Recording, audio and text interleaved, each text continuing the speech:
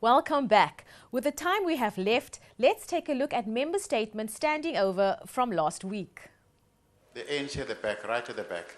Behind you, sir. All right, thank you. Cape Town really is a tale of two sides.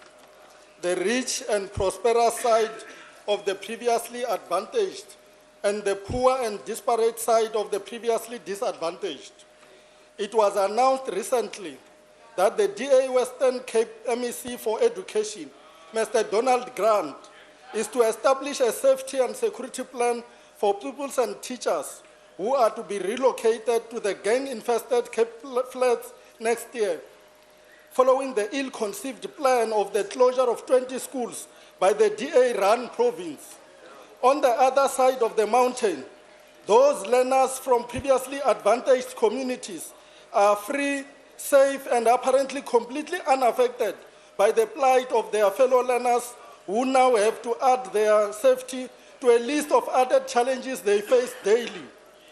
The apparent justification for the closure of the schools, seemingly that there were old buildings, there was poor performance and fewer pupil numbers, seems to have bulldozed through the DA's plan to further entrench inequalities in this province. It is called comfort to now appear concerned about the well-being of the relocated teachers and pupils by devising some security plan for their safety. The fact that they should not have been put in harm's way in the first place seems to completely escape the DA. Thanks, Honourable Speaker. The DA. Thank you, Honourable Speaker. I have noted the comments made by the ANC's Chief Whip attacking the opposition conduct in Parliament. I believe that it's an act of desperation given the rumours that his own job is on the line. If the ANC wants to restore respect for Parliament, then the ANC caucus should deal with the conduct of their own Chief Whip.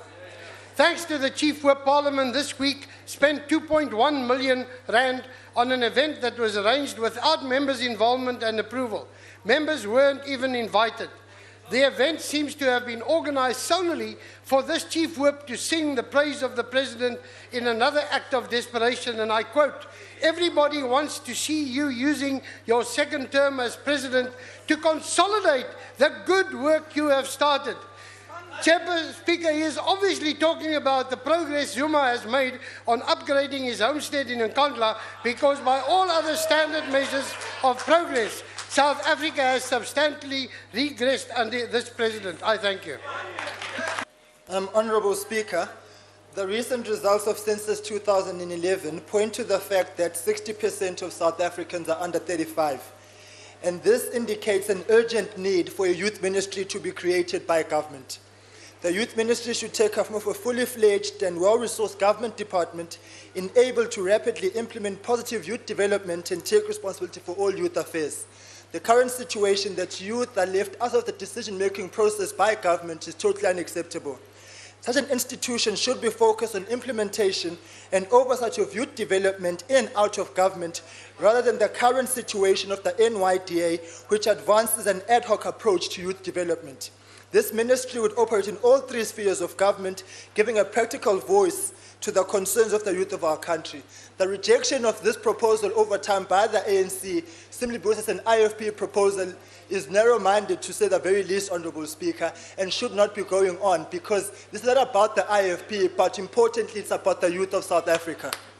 Speaker, the Minister of Finance has made repeated calls for moderation and curtailment of unnecessary spending and largesse from the state coffers. In Parliament, we sit with a severe shortage of suitably qualified legal advisors and appropriately skilled committee support personnel. This inevitably results in repetitive embarrassing situations when unconstitutional legislations or rulings are adopted. Yet this week, the Chief Whip of the majority party deemed fit to unilaterally host a praise event for President Zuma. What was purportedly a gathering of religious groups through a board which was established as the Interfaith Council finally turned out to be little more than an exclusive ANC rally canvassing support for a particular leader on the road to Mangaung. Mr. Speaker, the Chief Whip did not fund the event from his own purse and neither was it sponsored through some of the ANC's extended patronage networks.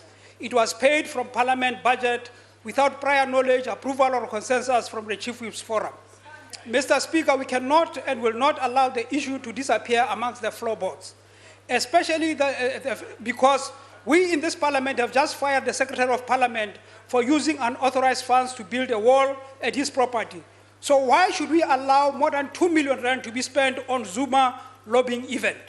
COPE will insist on transparency and the truth and will use whatever channel and processes that may be required to ensure that parliamentary funds or any other public resources are not abused for personal or political advancement of any individual or party. I thank you.